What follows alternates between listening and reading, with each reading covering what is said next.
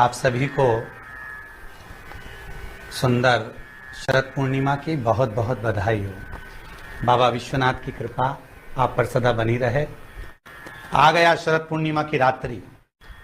बड़े से बड़ी बीमारियां, बड़े से बड़े रोग, बड़े से बड़े बड़े कष्ट इस शरद पूर्णिमा की रात्रि को छूट जाते हैं। दमे की बीमारी, श्वास की बीमारी, अनिद्रा की बीमारी, रात्रि को जगना, ये सारी बीमारियां शरद पूर्णिमा की रात्रि को अगर व्यक्ति अपने जीवन को सुखमय बनाए, अपने जीवन को आनंदमय बनाए तो सब छूट सकता है।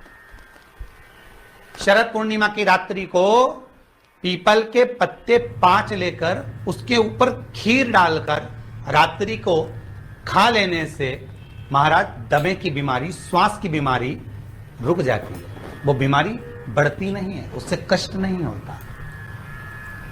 जिन बच्चों के नेत्र कमजोर होते हैं, रोशनी कमजोर होती है, शरद पूर्णिमा के दिन रात्रि को 12 बजे भगवान चंद्रदेव का दर्शन कराइए। 5 से 7 मिनट तक नयन मिलाएं चंद्रदेव के साथ और बाद में एक पीपल के पत्ते पर खीर जो चंद्र के नीचे रखी हुई है उसी खीर को चटा दीजिए। फिर चंद्र का दर्शन कराओ, फिर खीर को चटा दीजिए। महाराज नयन की ज्योति बढ़ती है, नींद नहीं आती तो निंद्रा देवी प्रवेश करती है, निंद्रा अच्छी आती है, आनंदित होता है।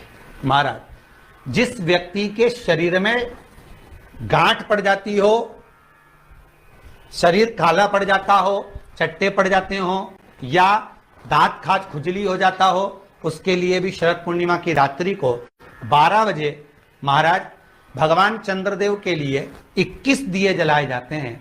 उस 21 दिए की कालोच एक थाली में इकट्ठी करी जाती है।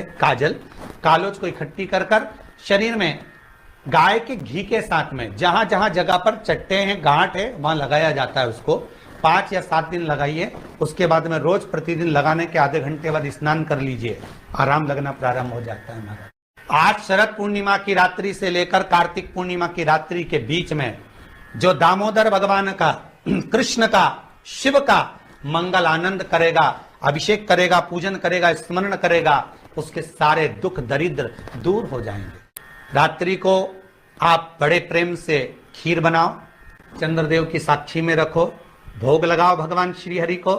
बन सके अगर लक्ष्मी की कमी है, लक्ष्मी नहीं आ रही है, व्यापार नहीं चल रहा है, तकलीफ बहुत ज्यादा है, घर में कष्ट है, कर्जा ज्यादा है, तो एक तांबे के कलश के ऊपर, तांबे के कलश में पानी भरना, कटोरी रखना, उस पे लक्ष्मी जी की मूर्ति रखना।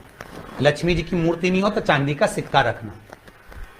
उसके सम्मुख में आप 31 दीपक 31 दीपक घी के लंबी बाती के जला देना।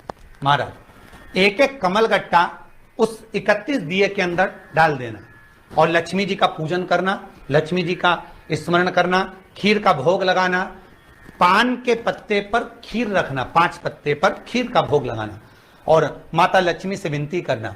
सुबेरे 4 बजे तक वो रखे रहने देना, सुबह 4 बजे वो उठाना, लक्ष्मी को वापिस तिजोरी में या सिक्का हो तो उसको अलमारी में रख देना।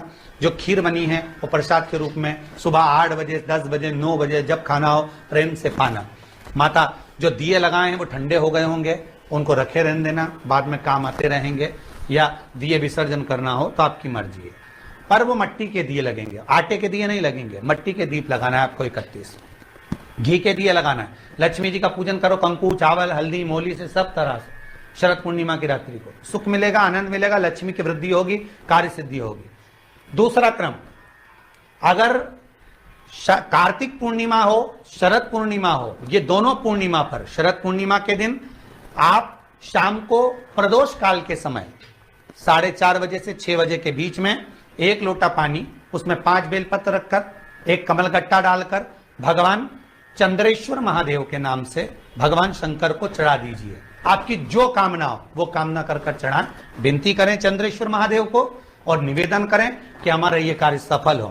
केवल शरद पूर्णिमा के दिन चढ़ाइए, कार्तिक पूर्णिमा तक क्या फल मिलता है हमको जरूर बताइए। भी शरद पूर्णिमा की रात्रि को और कार्तिक पूर्णिमा की रात्रि को गर्भवती नारी अपनी नाभि पर यदि चंद्र की दृष्टि पड़वा लेती है तो बच्चा विकलांग पैदा नहीं होता है। गर्भ से जो बालक होगा श्रेष्ठ होगा, विद्वान होगा, चतुर होगा, पढ़ने में होशियार होगा, क्योंकि ये चंद्र की किरणें जब समुद्र में उछाल ला सकती हैं तो आपके जीवन में भी तरक्की ला सकती है, उछाल ला सकती है। इसलिए सभी को हर हर महादेव, जय श्री कृष्णा।